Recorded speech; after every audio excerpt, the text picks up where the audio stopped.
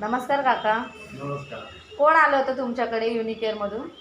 ही दीप्ती आली होती ओके. पांचाळ. हां तिने सगळं ही माहिती सांगितली हां की असं असं आहे म्हणून.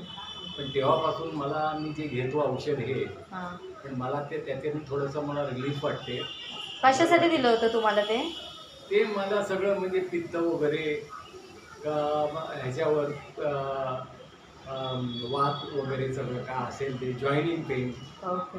हां, त्याने मला थोडं रिलीफ वाटलं. चालेल. हां.